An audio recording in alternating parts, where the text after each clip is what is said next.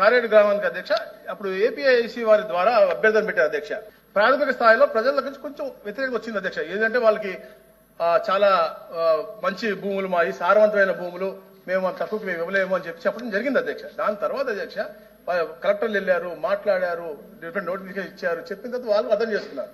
సరే ఇక్కడ సారవంతమైన భూములు 2 పంటలు వస్తాయి కాబట్టి 5 లక్షల రూపాయలు మార్కెట్ వాల్యూ ఉంటే దానికి 12.5 లక్షల రూపాయలు వస్తాయి కాబట్టి 20 లక్షల రూపాయల దాకా వాళ్ళు ఇచ్చి ఒప్పించిన తర్వాత అధ్యక్ష వాళ్ళే ఒప్పుకుని, ఎందుకంటే ఆ ప్రాంతంలో 10 లక్షలు ఏదో ఉండేది. ప్రభుత్వం ఒక మంచి ఆలోచనతో ముందుకు వచ్చింది, మంచి ఉపాధి కలుగుతూ ఉంటుంది, ప్రాంతం అభివృద్ధి చెందుతుంది లక్ష్యంతో వాళ్ళు ఆలోచించారు కాబట్టి క్రమక్రమంగా అందరూ వస్తున్నారు అధ్యక్ష.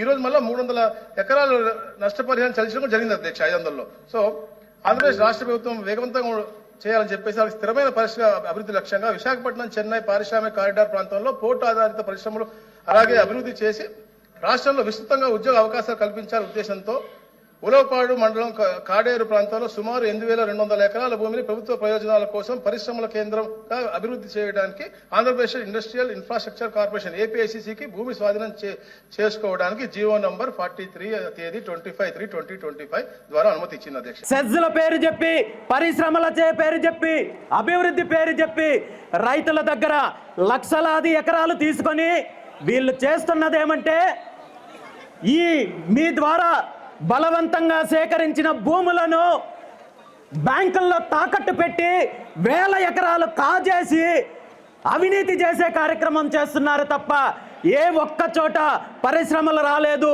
వీళ్ళ ఉద్దేశము పరిశ్రమలు తీసుకురావాలి, అభివృద్ధి చెయ్యాలి అనేది కాదు, కానీ కేవలం పరిశ్రమల పేరు చెప్పి భూములు లాక్కొని దోపిడీ చేయాలనే ఆలోచనతో ఇలాంటి కార్యక్రమాలు జరుగుతున్నాయి. కాబట్టి ఈ విషయాలన్నీ తెలుసుకొని కరేడు ప్రాంతంలో ఒక దోపిడీ కంపెనీ వచ్చి ఈ ప్రాంతానికి సంబంధించి ఈ రైతులకు సంబంధించిన భూములు కాజేయాలని చూస్తే దానికి కరేడు రైతులందరూ కూడా ఐకమత్యంతో ఎదురు తిరిగారు, ఉద్యమించారు. మేము ఇవ్వము, మా భూములు మాకు కావాలని చెప్పి ఎదురు తిరిగితే అనేక రకాలుగా వ్యవస్థలను అడ్డం పెట్టుకొని, అధికారాన్ని అడ్డం పెట్టుకొని భయభ్రాంతులకు గురి చేసే కార్యక్రమం చేశారు. తప్పుడు కేసులు పెట్టారు, నాతో పాటు రైతుల మీద కేసులు పెట్టారు, గిరిజన మహిళల మీద కేసులు పెట్టారు. ప్రతిరోజు పోలీసులను పంపించి ఏదో ఒక రకంగా భయభ్రాంతులకు గురి చేసే కార్యక్రమం చేస్తున్నారు.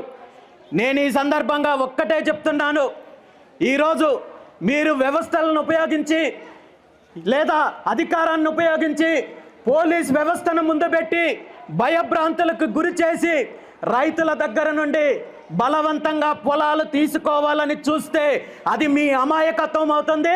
ఇలాంటి దౌర్జన్యాల వల్ల, బలవంతం వల్ల 1 సెంటు భూమి కూడా మీకు రాదనే విషయాన్ని ఈ సందర్భంగా తెలియజేస్తున్నాను.